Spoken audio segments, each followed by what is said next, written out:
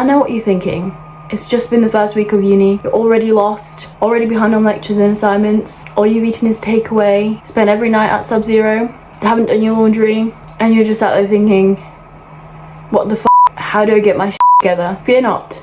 Fear not. This is what this video is for. Hi, my name is Kristiana and I'm in my second year studying biomedical science, and I'm going to talk you through how to get your shit together. So this video I am going to separate into two sort of segments. We're going to do uni and lectures on its own, and then we're going to focus on sort of your personal life and things such as clubs, societies, making sure that you're eating right, looking after yourself. So we're going to separate into those two things. So let's get started. So the first thing that I want to say about uni is attend. I don't want to hear it. I know what you're going to say, but we have listen again. Yes, but there is a cycle that you're going to fall into, and trust me, I think everyone at one point has to go through that sort of learning curve. But if you can avoid it, avoid it. You will miss one lecture, but when you're catching up, you think to yourself, oh, I've got to miss another lecture so I can catch up. And then you fall into this cycle of you have to keep missing lectures to catch up on previous lectures. Just attend. You'll make your life so much easier if you just attend. If you're currently sat there and you're screaming at the screen, yes, but I can't focus in lectures. I can't sit there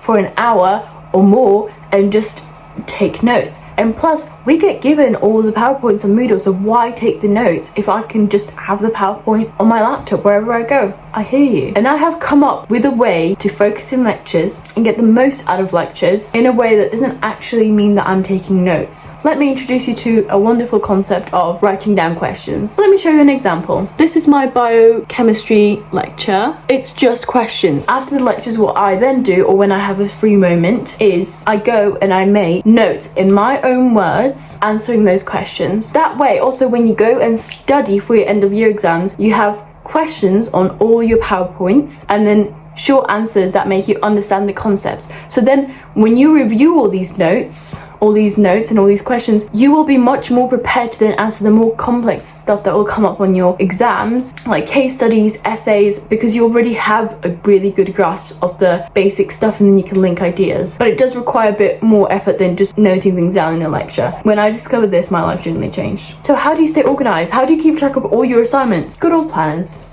So you can have paper ones like this. I carry this around mainly. So this is where, for example, work that I need to do, usually my shifts I'll put in there, or like sometimes I'll get last minute information about my work shifts that I need to put in there. Last minute information about my labs or anything like that. So, and then I am a huge fan of Notion. And I know it scares a lot of people, but you can get free templates. For example, some lovely person created this uni template, but Notion will be brought up a lot more on here when discussing organization. Now I'm going to talk about things like meal planning, budgeting, getting enough exercise, looking after yourself, making sure that you have a good balance, still having a social life. I'm really passionate about everything that I'm about to speak about now. So the first thing we're going to talk about is exercise. Join a sport, go for a run, go to the gym. You have apps like Couch 5K, which are run by the NHS. Exercise is so great for you, not just physically, but also mentally. You can also meet so many friends through sport clubs, and you don't have to be a pro to join a sport, trust me. There are people that I've known that have joined sport and they've never ever played a sport before. They just thought it looked really fun and they've loved it. Just go have some fun, meet some new friends, and de-stress after a long day of lectures. The other thing I want to talk about is get a hobby. This is your time to be experimenting with hobbies. This can also be quite social. We have SU Makes. There's so many different things that they've done. They've done crocheting, they've done embroidery, they've done journaling. That's a great way to get creative. I personally love to draw. The next thing I want to talk about is meal prep. When I first moved here and I saw all the options on Uber Eats, Deliveroo, Just Eat, I was so excited to try it all. And I remember thinking, this is so convenient. I don't even have to go out and cook whilst I'm doing something else. My food's going to arrive. This is amazing. And hear me out. I'm not about to say that you can't have a takeaway. Have a takeaway. Treat yourself. You had a busy week. Treat yourself. You want to make sure that you're fueling yourself with the right stuff. You can't function well if you're not fueling your body right. This is where Notion comes in again. I feel like I should be a rep for Notion, but I genuinely just love it so much. So I have an insert called Meal Planner, and it is literally just a meal planner. On there, every meal that I have saved comes with its own like little recipe, so you can save that on there. Cooking is also such a fun thing to do. I love to cook. I also love to bake. It is also a nice way to bond with your flatmates. Sometimes me and my flatmates just cook together, so that's also sweet. And the other good thing about it is, let's say you make a lot of food and you think to yourself, yeah, but I don't want to eat the same thing like 4 times a week. Put it in the freezer. and then this could be sort of with your initial food shop, put it in the freezer and then date it, and then you can just have it whenever you want to have it again. I did that in my first year. So during exam season, I basically didn't cook at all. I mostly just ate all the stuff that I had made myself in the freezer. The other thing I want to talk about is budgeting. It is so easy to get distracted in the ways. No one's watching over at uni. If you want to go on a night out 5 days a week, no one's stopping you. If you want to order takeaway every day, you can. No one's stopping you. If you want to do whatever you want to do, no one's stopping you. But the reality is at one point your money will run out. So this is where it's important to budget. Once again,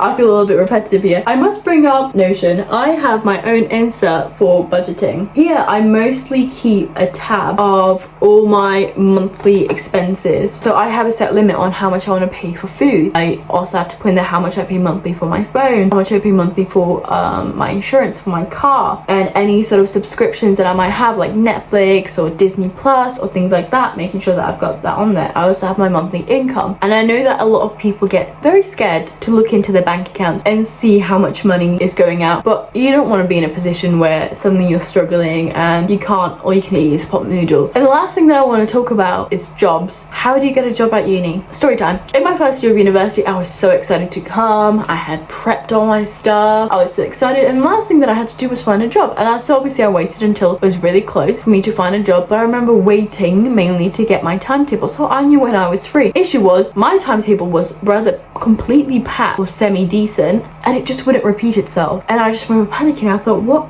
place is going to hire someone whose lectures don't repeat themselves? But all the jobs that I literally was seeing kept saying that they wanted weekend and weekday availability, or they wanted a car, and at the time I didn't have a car, and I was panicking. I decided to give the student union Instagram a stalk just to see if there was anything like job wise, and they were advertising that they had vacancies, and so I applied for this job, and now a year later I still have this job. So I want to plug the jobs at the SU, because let me tell you the benefits of working at the SU that many people probably don't even think about. You are working with the SU that is run by students and has mainly got students as its staff. They all understand. When I had a really busy exam period, I was really fortunate with my work that they understood that, and I had much more flexibility with, and you know, it is really nice to get so much support from a job, because they understand that you're a student and they understand that your main priority really is your education. And yes, you are working for them, but also you need to be focusing on your degree. I loved working for the SU. Also get certain percent off things like the greenhouse and the kitchen. It's absolutely fantastic, and there's always some sort of job going, so definitely make sure to have a look at that and apply. Thank you so much for watching, and see you in the next video.